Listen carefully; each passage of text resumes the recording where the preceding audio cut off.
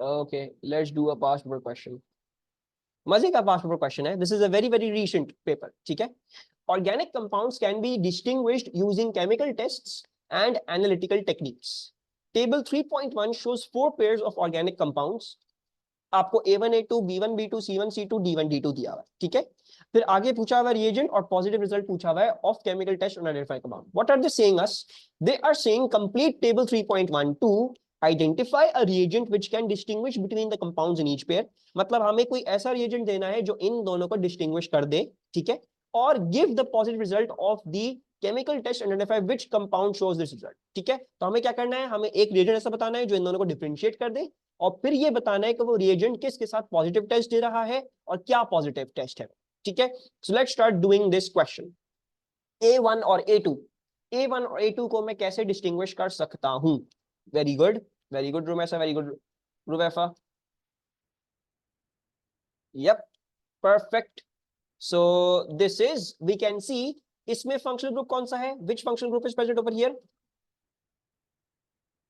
This is a ketone, yes perfect. और ये वाला फंक्शनल ग्रुप कौन सा है?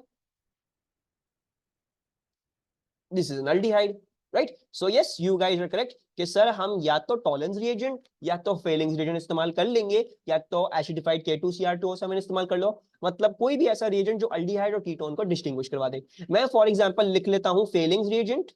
Let's write Fehling's, you can write Tollens और you can write acidified potassium dichromate as well. Fehling's reagent, और Fehling's reagent क्या करेगा? It will give us red precipitate with A1, ठीक है। कोई परेशानी इसमें? ठीक है। Try B1 and B2. How will you distinguish B1 and B2 from each other? दोनों की दोनों ही कीटोन है, तो कीटोन को कीटोन से कैसे डिफरेंशिएट करेंगे? अब ये देखना है, कीटोन है तो इनमें कुछ खास खूबी तो नहीं है which can help us distinguish them. What is the खास खूबी? तो मिशाल और रुबैफा बता रहे हैं yes, iodo test. You can see that this is a ketone, a simple ketone, whereas this is a methyl ketone। आप ये देख सकते हो कि B1 जो है वो methyl ketone है। So to distinguish between B1 and B2, which are both ketones, but the good thing is B1 is a methyl ketone, we can use alkaline aqueous iodine. So we can use iodine that is aqueous and NaOH that is aqueous। और क्या होगा हमारे पास? Yellow precipitate आ जाएगा हमारे पास with B1, ठीक है। So this is how we distinguish a methyl ketone from a ketone. आगे चलते हैं, C1 और C2। How do I differentiate C1 and C2? Hydrolysis करें, लेकिन Rumaisa what would be the positive test?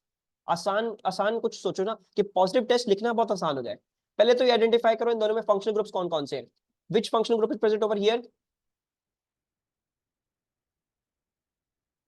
Ester है, नहीं एस्टर नहीं है, ये तो वो है ना, कीटोन है।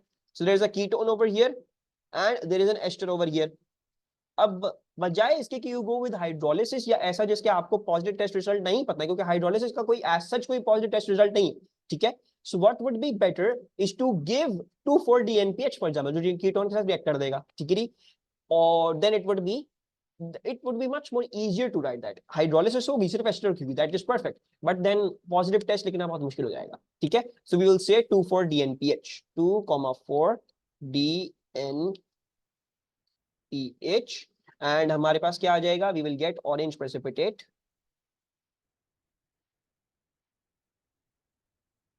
with C1। यही बोल रहा हूँ मैं, अगर हाइड्रोलिसिस करोगी तो उसकी पॉजिटिव टेस्ट रिजल्ट क्या लिखोगी?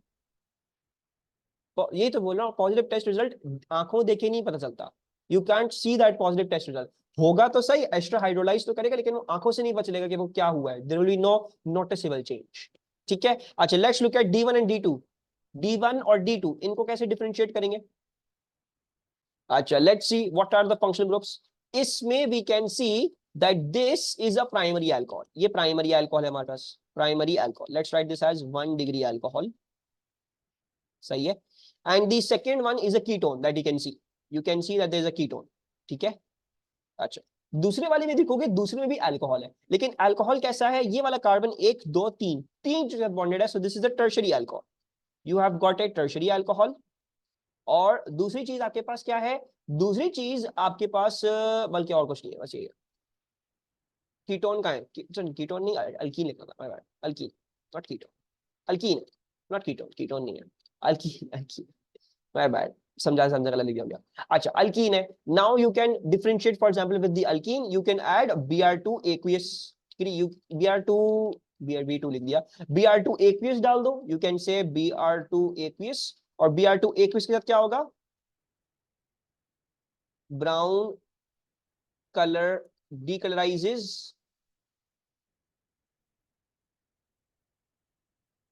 with D2, ठीक है, D1 के साथ नहीं करेगा। और क्या हो सकता है, ऑक्सीडाइज भी कर सकते हो, that's also very good. 1 degree alcohol है, 3 डिग्री अल्कोहल है, you can use K2Cr2O7, 1 degree alcohol K2Cr2O7 को ऑरेंज टू ग्रीन कर देगा, और 3 degree alcohol orange to green नहीं करेगा, so that is also a valid valid valid thing to write, ठीक है, दोनों के दोनों सही है, सही है, कोई प्रॉब्लम इसमें, any problem understanding this, choose the best one, ठीक है, होंगे बहुत सारे, लेकिन चूज ऐसे करना जिसमें आपको सबसे ज्यादा आसानी हो to write the positive test, जो आपको, don't pick up those things that are going to react but are not going to give a positive test, ठीक है।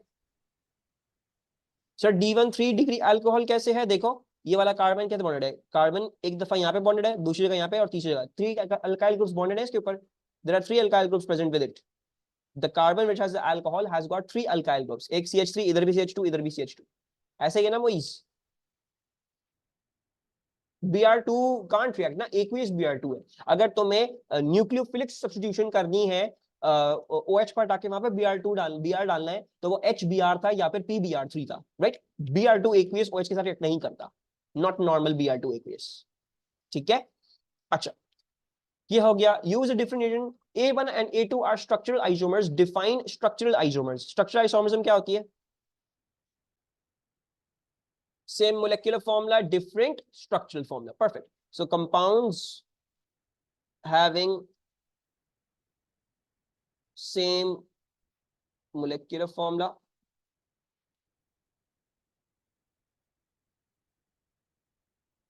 but different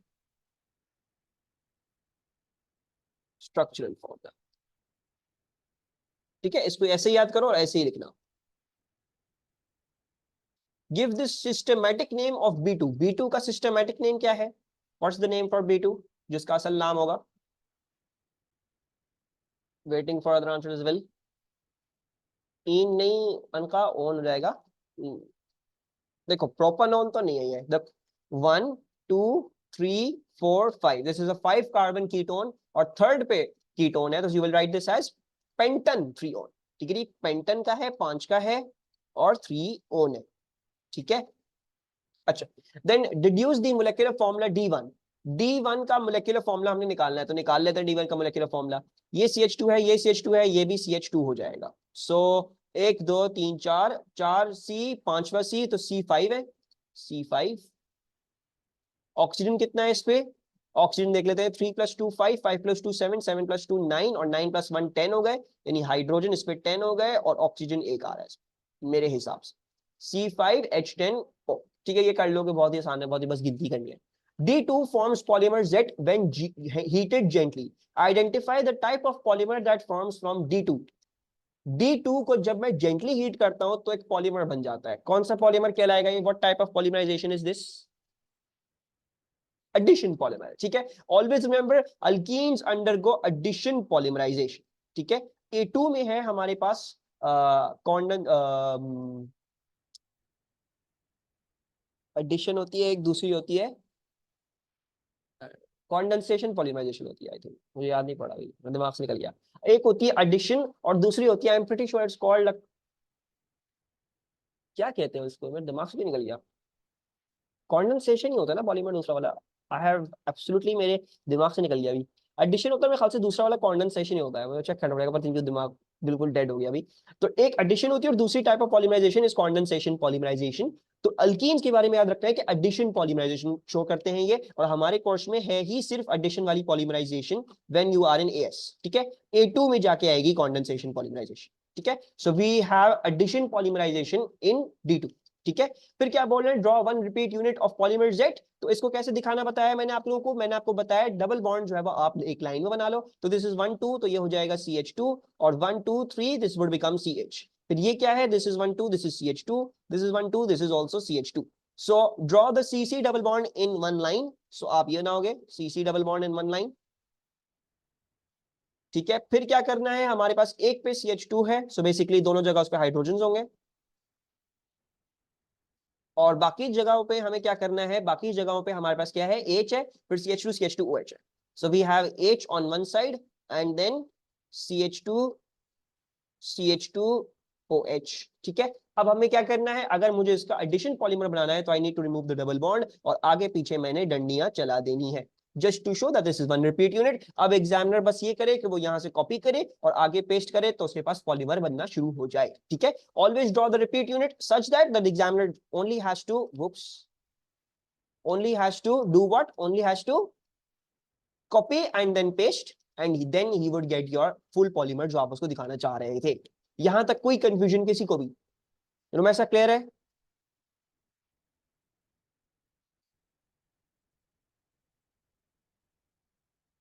Organic compounds E contain three carbon atoms. Sorry, organic compound E contains three carbon atoms. E reacts with cold dilute acidified KMnO4 to form a single compound F with MR 154.9. What do you think this is? ये क्या हो सकता है?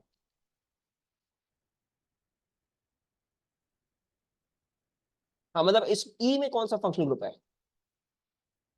E may most probably they're most probably saying that E is an alkene, most probably, right? They're trying to tell you that E is most probably an alkene because cold dilute KMnO4 alkene से react करता है, और F क्या है? You guys are correct. F most probably is a diol.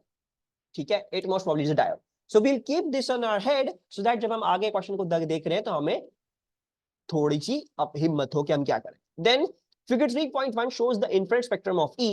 E का infrared spectrum आपको दिखाया गया है, एंड इसमें ना ही वो अल्कोहलिक वाली एब्जॉर्प्शन आपको नजर आ रही है, और ना ही आपको C डबल बॉन्ड O वाली 1700 वाली एब्जॉर्प्शन नजर आ रही है। ठीक है, so it is proving that, क्योंकि हमने कहा था अल्कीन है तो इसमें अल्कोहल और वो नहीं था, इसमें C डबल बॉन्ड O और अल्कोहल वाली एब्जॉर्प्शन नहीं होनी चाहिए, तो नहीं आई। तो seems like we are on the right track. ये E का है। F का देखेंगे तो F का आप लोगों को नजर आ रहा होगा कि जैसा हमने डिड्यूस किया था 3000 से लेके 3500 के बीच में, हमारे मुताबिक क्योंकि डायोल है इसके बीच में अल्कोहलिक ग्रुप होना चाहिए था, right? So it is showing that yes you have gotten alcohol. इस बात से क्या हुआ, इस बात से हमारी इन्फ्रेंस जो हमने ऊपर में प्रूव किया था, जो हमने ऊपर सोचा, वो पूरा ट्रू बैठ गया कि भाई तुमने सही सोचा अल्कीन होगा, मोस्ट प्रोबेबली अल्कीन ही है क्योंकि इसमें और कोई फंक्शनल ग्रुप नजर नहीं आ रहा है। ठीक है, मजीद चेक कर लेते हैं, एक काम ये करते हैं, अल्कीन की एब्जॉर्प्शन देख लेते हैं। How about that?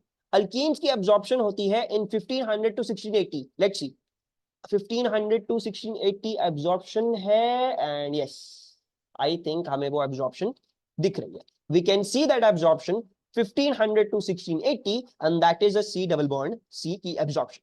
तो यस आई डू बिलीव जो हमने पहले बात सोची थी कि इसमें अल्कीन है एंड देन वो डायोल बन गया है, I feel like that we were and we are proved by this thing that we are correct. ठीक है, समझ में आया मैंने कैसे ग्राफ्स को इस्तेमाल किया और हमने ऊपर वाली अपनी स्टेटमेंट प्रूव कर ली, हमें तसल्ली हो गई। एग्जामिनर हमेशा ये चीज करेगा, आपको तसल्ली करवाने के लिए कुछ ना कुछ आगे पीछे इंफ्रारेड स्पेक्ट्रम के साथ इंफॉर्मेशन होगी, so that you can have a little bit of a piece of a heart। ऐसे ना हो आप पूरे कंप्लीटली गेसिंग गेम में ना हो, आपको हल्का सा पीस ऑफ हार्ट देगा with telling you some information, आगे या पीछे कुछ ना कुछ और इंफॉर्मेशन होगी। ठीक है, आगे चले इस सवाल से, मतलब ये चीज हमें समझ में आ गई है, आगे चले और चीजें देखें।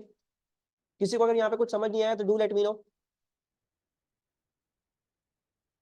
Okay, then they're asking you use the two infrared spectra and the table 1.3.2। पहले ग्राफ में भी बाकी पीक भी तो है 1500 के बाद, उनका क्या, पहला ग्राफ में बाकी पीक भी तो है 1500 के बाद। 1500 के बाद कौन सी, ये वाली? इस मैंने कहा था ना 1500 से बिलो हम फोकस नहीं करते, जो 1500 से बिलो होता है ना those are very very messy. ठीक है, तो 1000 वाली जो है ना वो मोस्ट प्रॉब्ली कौन सी होगी, लेट्स सी।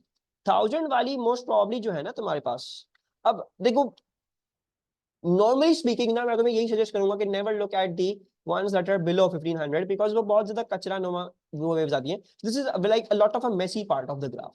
तो इस पे ना ही फोकस करो तो बेटर होता है, और एग्जामिनर भी एक्सपेक्ट नहीं कर रहा कि बच्चे यहाँ से कुछ फोकस करके हमें कुछ यहाँ पे निकालेंगे इन्फॉर्मेशन। ठीक है। अच्छा, ये पूछा हुआ है आपको, use the two infrared spectra and table 3.2 to identify the functional group present in E, explain your answer referring to only two absorption frequencies greater than 1500 per centimetre. ठीक है, तो उसने बहुत ही बोल दिया 1500 से ज्यादा पे फोकस करना। इसी तरह उसने एफ का भी पूछा हुआ है, एफ में कौन सा फंक्शनल ग्रुप है, तो हम ये ऑलरेडी वर्किंग कर चुके हैं कि हमारे हिसाब से सी डबल बॉन्ड सी है और दूसरे वाले में डायोल है, अल्कोहल है। सो ये हम लिख देते हैं कि भाई हमारे मुताबिक ये बात है।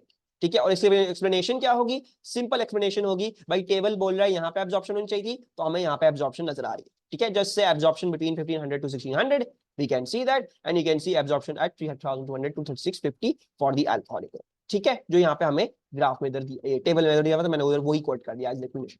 अच्छा, the mass spectrum of E shows a molecular ion peak at m+2 and फलाना dim का blah blah blah, ये हम नहीं कर सकते अभी फिलहाल।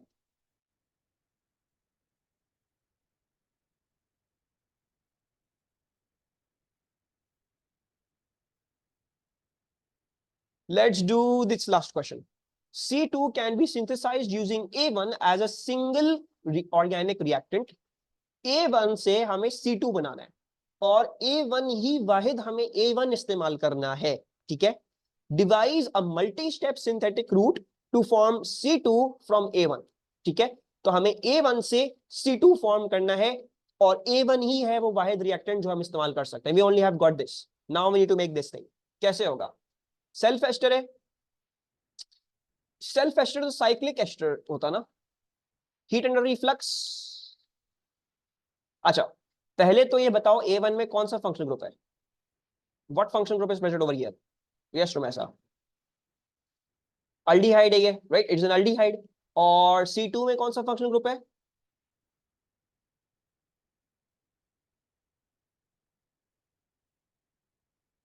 इसमें एस्टर है, right. So that means I need to get an alcohol and a carboxylic acid, right. Alcohol और कार्बोक्सिलिक एसिड कहां से आएगा, अल्डिहाइड को हम छोटा सा सैंपल लेके A1 का उसको रिड्यूस कर देंगे, अल्कोहल बना देंगे, और इसी अल्डिहाइड को ऑक्सीडाइज करके कार्बोक्सिलिक एसिड में, हम इसका मतलब ऑक्सीडाइज करके इसको कार्बोक्सिलिक एसिड में तब्दील करेंगे और फिर उन दोनों को रिएक्ट कर देंगे using concentrated H2SO4 to get our ester. ठीक है, you can see this is 1 2 3 3 carbon का अल्डिहाइड, यानी हम बना सकते हैं प्रोपेनोइक एसिड इससे और प्रोपन वनॉल इससे। और अगर जरा गौर से देखोगे तो ये प्रोपेनोएट है और ये प्रोपाइल है। सो प्रोपाइल प्रोपेनोएट ही हमें बनाना है which will be able to be made from the aldehyde that is propanal। ठीक है, तो इसकी मल्टी स्टेप प्रोसेस क्या होगी, मैं अल्डिहाइड को अल्कोहल में कैसे तब्दील करूंगा, अल्डिहाइड को अगर अल्कोहल में बनाना हो तो कौन सा रिएजेंट इस्तेमाल होता है, रिडक्शन। और रिडक्शन का रिएजेंट क्या होता है, कंडीशंस क्या होती हैं, रिडक्शन करने के लिए क्या होगा, पहले तो अल्कोहल में कन्वर्ट करना बताओ मुझे, याद है, how do I convert an aldehyde into an alcohol, dry ether नहीं, it is LiLH4 in dry ether, right, it's LiLH4 in dry ether. LiLH4 के साथ बहुत इंपॉर्टेंट है, आप इन ड्राई ईथर हमेशा लिखोगे। और दूसरी चीज क्या है, NaBH4। और तीसरी चीज क्या थी, हाइड्रोजन प्लस निकल कैटलिस्ट। ठीक है, वैसे नॉर्मली हम लिखते नहीं hydrogen plus nickel catalyst. So LiLH4 in dry ether और NaBH4 ये आप इस्तेमाल करोगे to convert the aldehyde to a primary alcohol. अच्छा, इसको कार्बोक्सिलिक में कैसे तब्दील करोगे, आप लोगों ने बता दिया K2Cr2O7 इस्तेमाल कर लो, KMnO4 इस्तेमाल कर लो, टॉलरेंस इस्तेमाल कर लो, फेलिंग इस्तेमाल कर लो, कोई भी ऑक्सीडाइजिंग एजेंट इस्तेमाल कर लो जो उसको एल्डिहाइड को कार्बोक्सिलिक में तब्दील कर देगा। और फिर अगर मुझे अल्कोहल और कार्बोक्सिलिक एसिड को मिलाना है तो what will I have to do, I will have to use concentrated H2SO4 and do a little bit of heating to convert this into my ester, the desired ester that I want। ठीक है, yep। So step 1, separate a sample of A1 and reduce it using LiLH4 and dry ether। The product will be this thing। ठीक है, पूरा पूरा लिखना है answer के separate a sample of A1 and reduce it using LiLH4 and dry ether, or if you choose NaBH4 that is also perfect। The product of this will be, ये भी लिखो, ये होगी। Step 2, separate a sample of A1 and oxidize it under heat under reflux with acidified K2Cr2O7 and then distill the product CH3CH2COH। उसको आप बाहर निकाल लें। ठीक है, then step 3 is react CH3CH2CH2OH and whatever the propanoic acid in a test tube and gentle heating and a few drops of concentrated H2SO4 to get C2। ठीक है, is this answer clear, कोई problem इसमें?